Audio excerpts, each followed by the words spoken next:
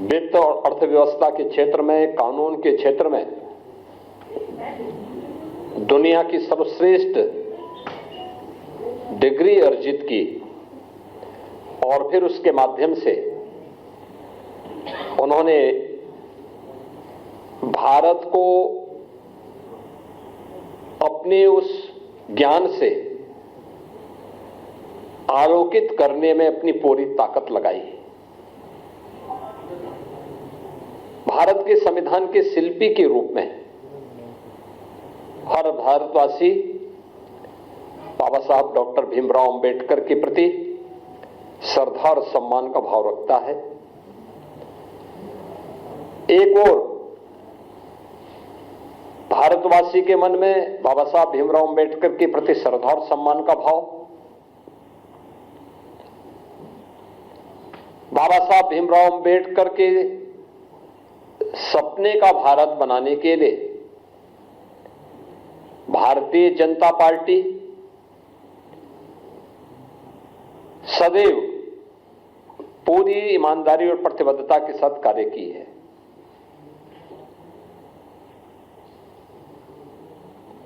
सरदेव अटल बिहारी वाजपेयी जी का यह जन्म शताब्दी वर्ष है और कल उनके जन्म सदी का एक आयोजन भी पूरे देश के अंदर होने जा रहा है। अटल जी की सरकार रही हो या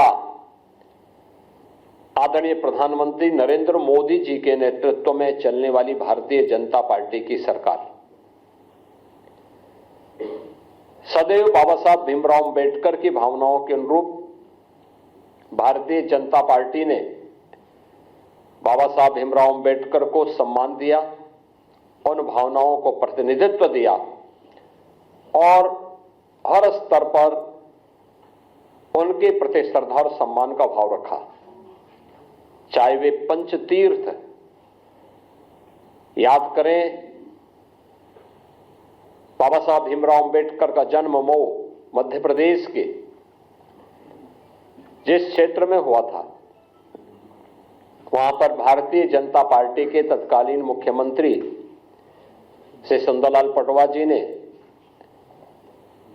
स्मारक बनाने का काम किया था और उसका उद्घाटन सरदेव अटल बिहारी वाजपेयी जी के द्वारा किया गया। दिल्ली में अंबेडकर सेंटर के लिए भूमि प्रदान किया था स्वर्गीय चंद्रशेखर जी ने और वहां पर अंबेडकर इंटरनेशनल सेंटर की स्थापना आदरणीय प्रधानमंत्री मोदी जी ने किया।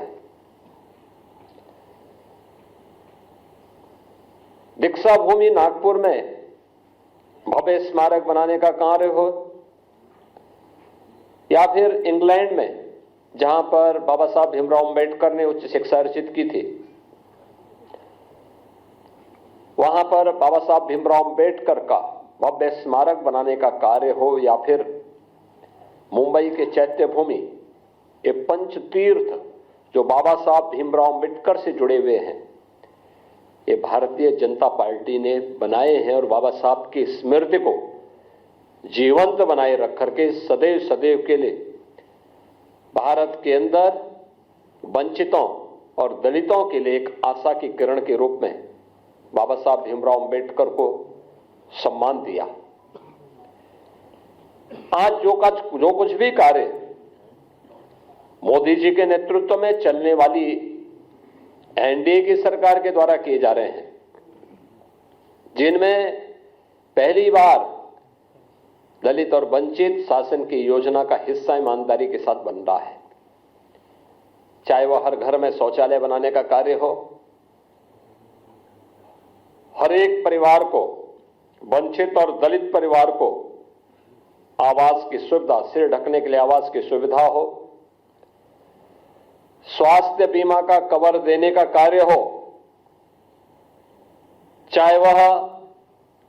देश के अंदर 80 करोड़ लोगों को राशन की सुविधा उपलब्ध करवाने का कार्य हो, अनुसूचित जाति, जनजाति और अन्य वंचित तबके को शासन की सभी प्रकार की सुविधाओं से आच्छादित करने का कार्य हो, ये सभी प्रधानमंत्री मोदी जी के नेतृत्व में देश के अंदर बखूबी चल रहा है। बाबा साहब भीमराव अंबेडकर इसी बात के लिए सदैव प्रेरणा प्रदान करते थे। इसी प्रेरणा से प्रेरित होकर के भारतीय जनता पार्टी अपने इस अभियान को पूरी ईमानदारी और प्रतिबद्धता के साथ आगे बढ़ा रही है। एक और भारतीय जनता पार्टी उन मूल्यों, उन आदर्शों के प्रति समर्पित होकर के कार्य कर रही है, तो दूसरी तरफ कांग्रेस, जिसका इतिहास देश के अंदर भारत के दलितों और वंचितों का अपमान करना, जिसका इतिहास तुष्टीकरण के आधार पर दलितों और वंचितों को उनके अधिकारों से पूरी तरह रोकने की एक कुत्सित चेष्टा का हिस्सा रहा है, और दूसरी तरफ तुष्टीकरण के आधार पर देश को विभाजन के कगार तक पहुंचाने का कार्य भी कांग्रेस ने किया। कौन नहीं जानता है कि पंडित नेहरू नहीं चाहते थे कि बाबा साहब भीमराव अंबेडकर संविधान सभा का हिस्सा बने। कांग्रेस नहीं चाहती थी कि बाबा साहब भीमराव अंबेडकर को संविधान सभा के ड्राफ्टिंग कमेटी का अध्यक्ष बनाया जाए, और राष्ट्रपिता महात्मा गांधी के हस्तक्षेप के बाद यह संभव हो पाया। और कांग्रेस ने अपनी कुत्सित मंशा का परिचय बाबा साहब भीमराव अंबेडकर के प्रति अपने विद्वेष भावना को तब परिचय दिया जब यूपीए की सरकार थी, और उस समय उन्होंने पाठ्य पुस्तकों के उस कार्टून को, जिसमें बाबा साहब भीमराव अंबेडकर के चित्र को पंडित नेहरू के द्वारा कोड़े मारने के एक कार्टून के माध्यम से दिखाया था, एक कांग्रेस की कुत्सित मानसिकता को दिखाता है। बाद में जब विरोध हुआ तो तत्कालीन मानव संसाधन विकास मंत्री कपिल सिब्बल को माफी मांगनी पड़ी थी, और ये पुस्तकों को वापस करना पड़ा था। कौन नहीं जानता है कि बाबा साहब भीमराव अंबेडकर को पहला आम चुनाव 1952 में मुंबई नॉर्थ से, फिर 1954 में उपचुनाव हराने का कार्य भी तो कांग्रेस ने ही किया था।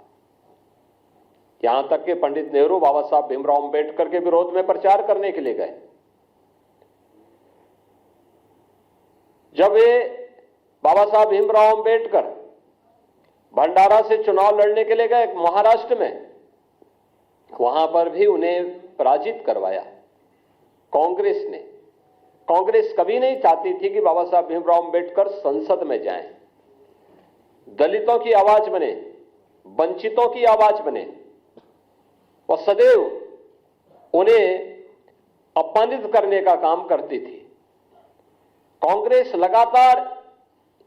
कांग्रेस की मंशा हमेशा ये रही, और कांग्रेस ने न केवल उन्हें हराया बल्कि उन्हें हराने के लिए बाबा साहब भीमराव अंबेडकर के जो अनन्य सहयोगी थे नारायण काजोलकर, उन्हें तोड़ करके उन्हें ही बाबा साहब भीमराव अंबेडकर के खिलाफ चुनाव लड़वा दिया था। और हम सब जानते हैं कि